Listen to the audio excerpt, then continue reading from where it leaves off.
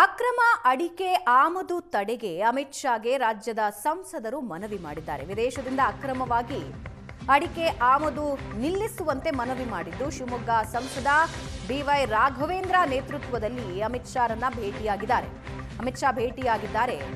ಶ್ರೀನಿವಾಸ್ ಪೂಜಾರಿ, ಕಾಗೇರಿ, ಆರಗ ಜ್ಞಾನೇಂದ್ರ ವಿದೇಶದಿಂದ ಅಕ್ರಮವಾಗಿ ಬರ್ತಾ ಇರೋ ಅಡಿಕೆಯಿಂದ ರೈತರಿಗೆ ನಷ್ಟ ಆಗ್ತಾ ಇದೆ, ಹಾಗಾಗಿ ಅದನ್ನ ನಿಲ್ಲಿಸಿ ಅಂತ ಅಮಿತ್ ಶಾ ಭೇಟಿಯಾಗಿದ್ದಾರೆ. ಅದಾದ ಮೇಲೆ ನಿರ್ಮಲಾ ಸೀತಾರಾಮನ್ರನ್ನ ಭೇಟಿಯಾಗಿ ಮನವಿ ಸಲ್ಲಿಸಿದ್ದಾರೆ.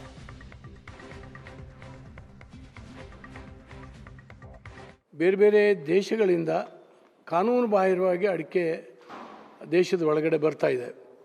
ಅದನ್ನು ತಡೆಗಟ್ಟಬೇಕು ಮತ್ತು ಅಡಿಕೆ ಬೆಳೆಗಾರರನ್ನ ರಕ್ಷಣೆ ಮಾಡಬೇಕು ಅನ್ನುವಂಥ ಒಂದು ಮನವಿಯನ್ನು ಅವರಿಗೆ ಮಾಡಿದ್ದೇವೆ. ಅಡಿಕೆ ಬೆಳೆ ಮೊನ್ನೆ ದಿನ ಪಾರ್ಲಿಮೆಂಟ್ನಲ್ಲಿ ಮಾನ್ಯ ಸಚಿವರು, ಕೃಷಿ ಸಚಿವರು ಉತ್ತರ ಕೊಟ್ಟಿದ್ದಾರೆ.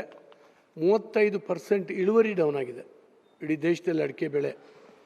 ಹಾಗಾಗಿ ಅಡಿಕೆ ಬೆಳೆಗಾರರು ಈ ಹೊರಗಡೆ ದೇಶದಿಂದ ಆಮದಾಗ್ತಕ್ಕಂಥ ಮತ್ತು ಕಾನೂನು ಬಾಹಿರವಾಗಿ ಒಳಗೆ ಬರ್ತಕ್ಕಂಥ ಅಡಿಕೆ ಒಂದು ಆರೋಗ್ಯಕ್ಕೆ ಹಾನಿಕರ ಮತ್ತು ನಮ್ಮ ಧಾರಣೆಯ ಮೇಲೆ ಭಾಳ ದೊಡ್ಡ ಹೊಡೆತವನ್ನು ಕೊಡ್ತಾ ಇದೆ. ಈ ನಿಟ್ಟಿನಲ್ಲಿ ನಮ್ಮ ದೇಶದ, ಅದರಲ್ಲೂ ಕರ್ನಾಟಕ, ಕೇರಳ, ಅಸ್ಸಾಂ, ಮೇಘಾಲಯ, ಪಶ್ಚಿಮ ಬಂಗಾಳ, ಮಹಾರಾಷ್ಟ್ರ ಮತ್ತಿತರ ರಾಜ್ಯಗಳಲ್ಲಿ ಬಹುತೇಕ ಮುಖ್ಯ ಬೆಳೆಯಾಗಿರುವಂಥ ಅಡಿಕೆ ಬೆಳೆಗೆ ನಮ್ಮ ರೈತರು ಅಡಿಕೆ ರೇಟನ್ನು ನಿರೀಕ್ಷಣೆ ಮಾಡ್ತಾ ಇರುವಾಗ ವಿದೇಶಗಳಿಂದ ಆಕ್ರಮವಾಗಿ ಬರುವಂಥ ಅಡಿಕೆ ಸ್ವರೂಪದಲ್ಲಿ ಅನೇಕ ಬದಲಾವಣೆಗಳನ್ನು ಮಾಡಿಕೊಂಡು ಮತ್ತು ಹುರಿದ ಆಹಾರ ಪದಾರ್ಥ ಅಂತೇಳಿ ಅಡಿಕೆಯನ್ನು ತರುವಂಥ ರೀತಿ ಮತ್ತು ಅತ್ಯಂತ ಕಡಿಮೆ ಮಟ್ಟದ ಅಡಿಕೆಯನ್ನು ಬೇರೆ ಬೇರೆ ಮಾರ್ಗದಲ್ಲಿ ಬಂದರುಗಳ ಮೂಲಕ ಅಥವಾ ಬೇರೆ ಬೇರೆ ವಾಹನಗಳ ಮೂಲಕ ತಂದು ಭಾರತದ ಗಡಿಯನ್ನು ದಾಟಿ ಭಾರತದೊಳಗೆ ಅತ್ಯಂತ ಕಡಿಮೆ ಗುಣಮಟ್ಟದ ಕಳಪೆ ಮಟ್ಟದ ಅಡಿಕೆಯನ್ನು ತಂದು ಭಾರತದ ಅಡಿಕೆ ಒಟ್ಟಿಗೆ ಬೆರೆಸಿ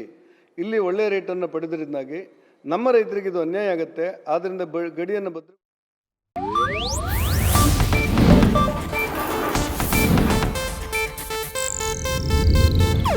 ಇದು ಏಷ್ಯಾನೆಟ್ ನ್ಯೂಸ್ ನೆಟ್ವರ್ಕ್ ಪ್ರಸ್ತುತಿ.